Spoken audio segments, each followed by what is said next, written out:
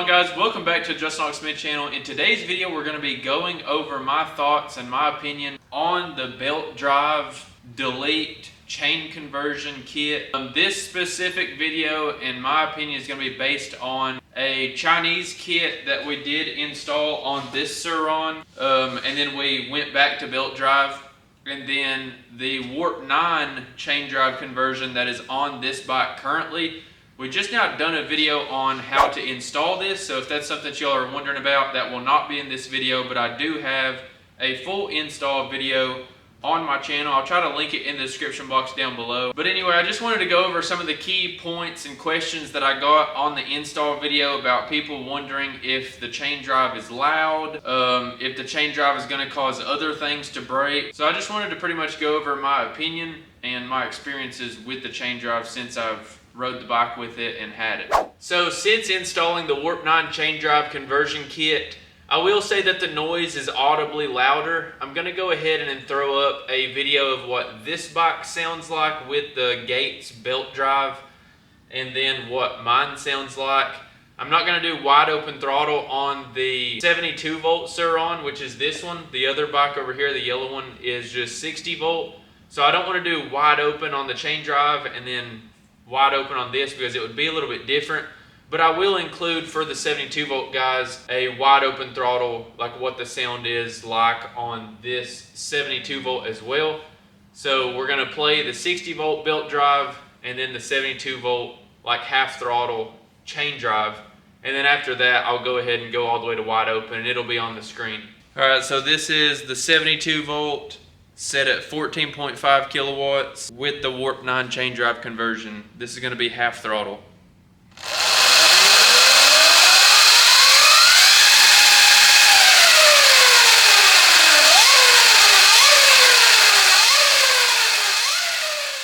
All right, guys, so this is gonna be the 60 volt with the GT4 Gates belt, wide open throttle.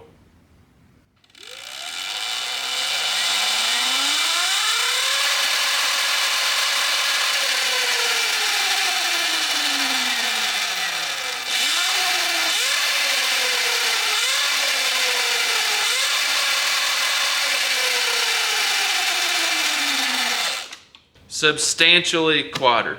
Okay, and then this is going to be the 72 volt, 14.5 kilowatts wide open.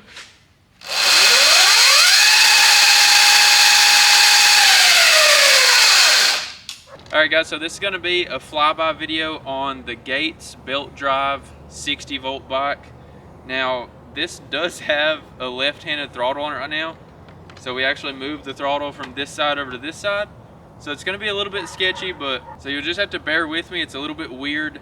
My friend actually separated his shoulder. If you've seen like the stunt rack video, he done some filming for me and he doesn't have a right arm right now. So he swapped the throttle over to the left side. I don't know, he done it, so hopefully we can do it.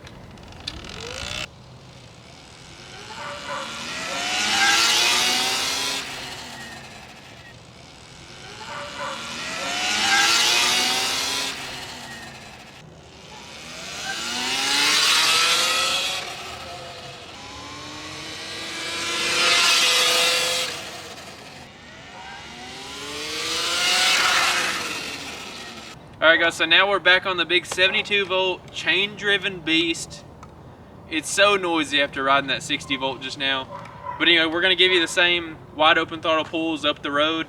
Obviously this one's going to be spinning like at a higher revolution or RPM or whatever, because it's a much bigger battery and stuff. So it's going to be louder just because it's spinning more, but also because of the chain drive. And you'll hear the big difference in the video. Even going slow.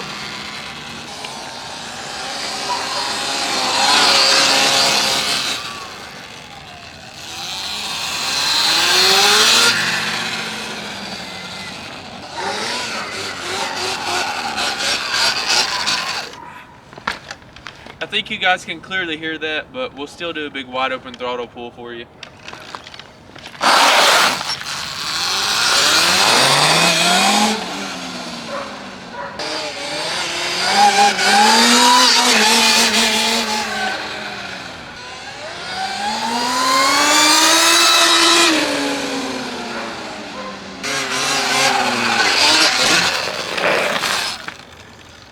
So clearly it's a lot louder. So it's kind of one of those, what are you gonna be doing with the bike?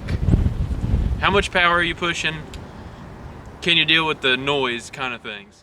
So after hearing those two sound clips, you can hear that the chain drive is substantially louder. I hope that it picks it up on camera.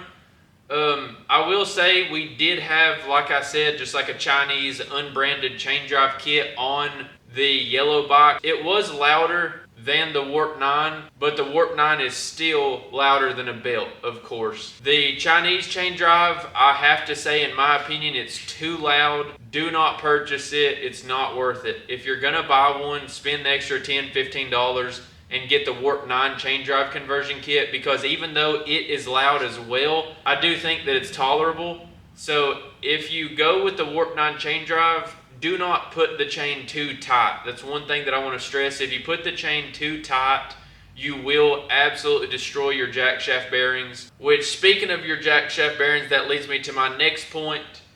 Whenever you reinstall your jack shaft bolt, I just want to go ahead and tell everyone, do not torque it all the way down as tight as you can get it, because then that's going to put side load on the bearings in there. So whenever you reinstall that, I usually run about 15 foot-pounds of torque on the jack shaft bolt. And of course, when running 72 volt and we have the big meaty moto tires, the bike is hooking up so good that all of that force is, like, say you're hitting a jump and then you land wide open throttle.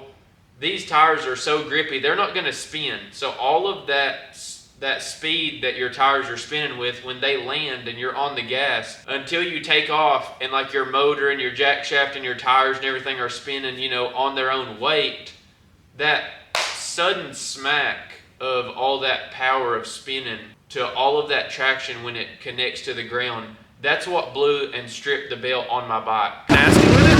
Yeah. Hook it.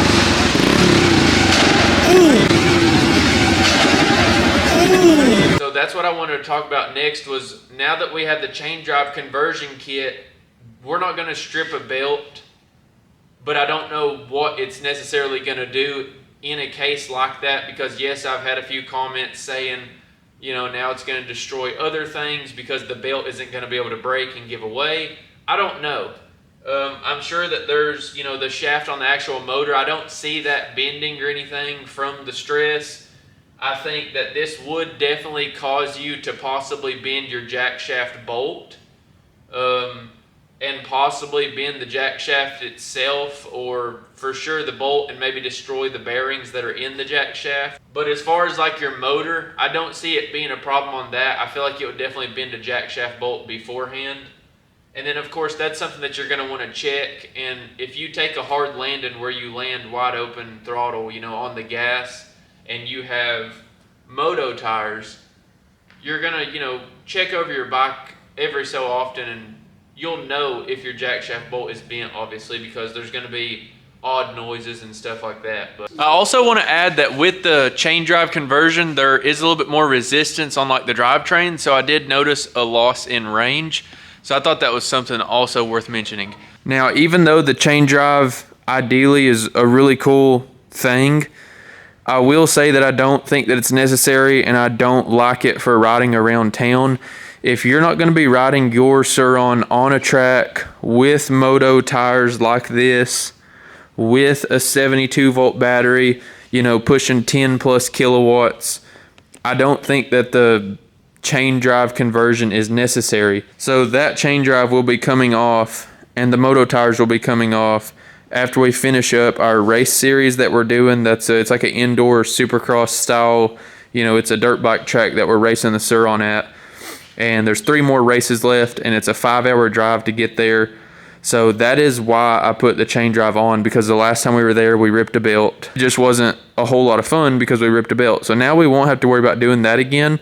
And once we get the race series over with, I'm going to put the belt drive back on. So I think if people ask me the question, you know, do I need to do the chain drive conversion? I think it highly goes back to what battery you're running, how much power you're pushing, and what kind of tires you have, and then of course what type of riding you do.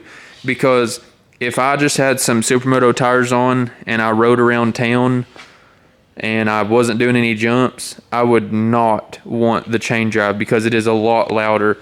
And quite frankly, I've put over 1,300 miles on my bike and I've never stripped a belt until I put these tires and the 72 volt on. So if you have a 60 volt bike, absolutely, I would recommend do not put the chain drive on. But I definitely don't think that you would have any issues if you can handle the sound and you just like trail ride and stuff like that. You don't want to be out on the trails and rip a belt. But I will say that I don't think that the chain drive is necessary when you just have 60 volt. But of course, it depends on your tires and your riding style and what you're doing with the bike. But like I said, if you only have 60 volt power and you put a chain drive on, I don't think that you're going to be bending your jack shaft bolts. I don't think that you're going to be wearing out your motor bearings or bending your motor shaft or anything like that. I think that the Surron would be pretty bulletproof with 60 volt stock power and a chain drive conversion. It would just be more noisy than a stock belt driven Surron. So I just wanted to kind of make this video, guys, and give you all my 2 cents on what I thought about the chain drive conversion. Like, it's only annoying when you're driving like 20 miles an hour, like you're just at a constant rate of speed. It's just so noisy. All right, so I hope this video helped some of y'all out with any of your questions that you had on the chain conversion kit. Any questions that you have beyond this that you want to ask in the comments below are always welcome. Don't forget to drop a like, hit that subscribe button, turn on the bell for notifications so you get notified when my next video is. That's going to be all for today's video, guys. Always remember, everybody starts out as nobody, and I'll see you in the next one. Peace.